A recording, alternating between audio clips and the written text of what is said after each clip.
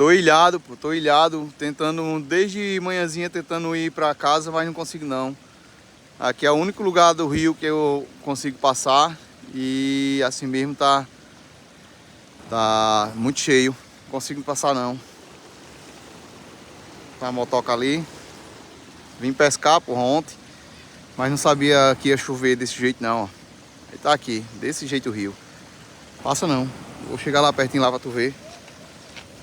É foda, velho. Aí minha moto quebrou, furou o pneu. Aí fiquei sem internet. Mas graças a Deus deu tudo certo. Agora era pra mim ter chegado em casa hoje de 8 horas da manhã, pô. Fiz tudo pra chegar em casa de 8 horas da manhã, mas não teve como não. Tá vendo? Não deixou mesmo de jeito nenhum. Aqui não tem como a gente passar não. Não consigo passar de jeito nenhum não.